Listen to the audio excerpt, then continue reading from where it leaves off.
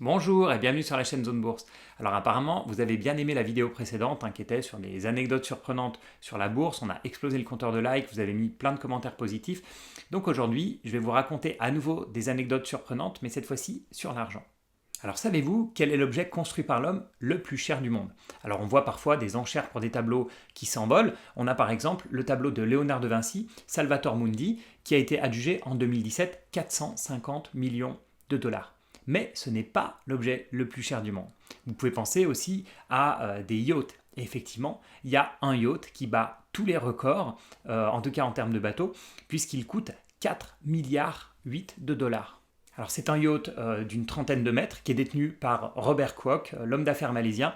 Alors pour le construire, ils ont mis les moyens. Il y a plus de 100 000 kilos d'or et de platine. Il y a même dans la chambre un mur qui est fait de pierres de météorite et il y aurait aussi à bord une statue avec un os de T-Rex. Alors presque 5 milliards de dollars pour un bateau, on peut penser qu'on n'est pas loin donc du record de l'objet le plus cher du monde et pourtant on en est encore très loin puisque le prix de l'objet le plus cher du monde c'est 150 milliards de dollars. Alors qu'est-ce qu'on peut construire pour 150 milliards de dollars? Eh bien c'est tout simplement la Station spatiale internationale. Et pour vous imaginer sa taille, je vous montre ici une image sur laquelle vous voyez la comparaison entre la taille de la station internationale et un stade de foot. Et vous pouvez vous rendre compte un peu de la masse de l'objet, sans compter bien sûr la technologie qui a été mise là-dedans. Donc c'est vraiment un objet incroyable et sûrement beaucoup plus utile que le fameux yacht de 5 milliards. Alors puisqu'on est dans la démesure, il y avait un champion de la démesure il y a quelques années, que vous connaissez sûrement, c'est Pablo Escobar, le baron de la drogue, et son frère Roberto Escobar raconte plein de choses incroyables dans son livre, et notamment le fait qu'à son apogée, Pablo Escobar gagnait 420 millions de dollars par semaine. Ça paraît complètement incroyable, surtout que c'était du cash, c'était des billets, donc ils avaient tellement de billets qu'ils ne savaient absolument pas quoi en faire, donc ils les cachaient partout, en fait, ils creusaient des trous dans les chambres pour les mettre, ils les mettaient dans des entrepôts un peu partout, ils les cachaient dans les murs des maisons, dans les centaines de villas qu'ils avaient un peu partout dans le monde.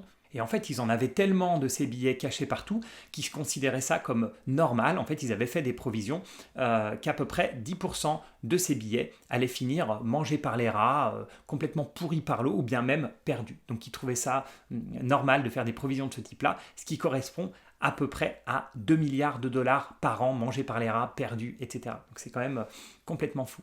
Mais avec Escobar, il n'y a pas que ça comme anecdote, il y en a encore énormément. Et pour vous donner une idée de l'échelle à laquelle on est, Pablo Escobar dépensait 2500 dollars par mois uniquement en élastique pour attacher les billets ensemble.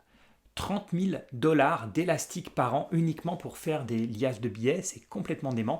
Et il y a une autre histoire incroyable sur Pablo Escobar, et cette fois-ci c'est son fils qui la raconte, c'est le fait qu'un soir, pendant sa cavale, ils avaient froid, et Pablo Escobar aurait fait un feu avec 2 millions de dollars en billets, juste pour réchauffer la pièce et pas avoir froid ce soir-là. 2 millions de dollars, ça fait quand même cher le radiateur.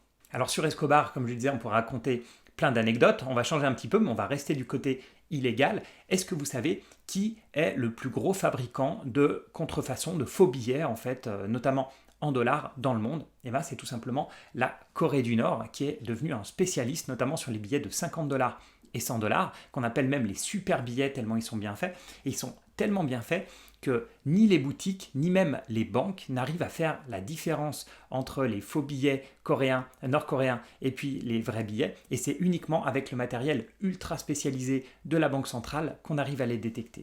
Et si vous voulez en savoir un petit peu plus sur le sujet, je vous conseille de regarder ce qu'on appelle la division 39, qui est en fait la division spéciale de la Corée du Nord, qui est spécialisée dans les activités criminelles. C'est assez incroyable, mais voilà, c'est quelque chose qui existe.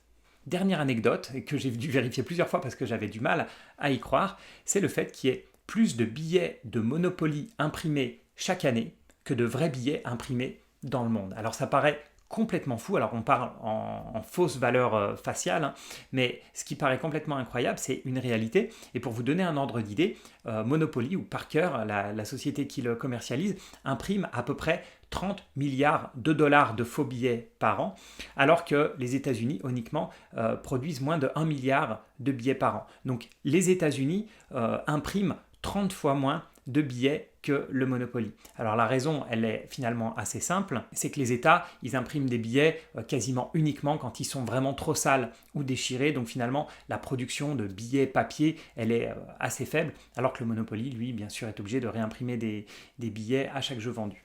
Alors voilà pour ces anecdotes sur l'argent. Merci encore de votre fidélité, que ce soit sur la chaîne YouTube ou bien au travers des podcasts. Je vous souhaite vraiment un bel été et à bientôt pour d'autres vidéos.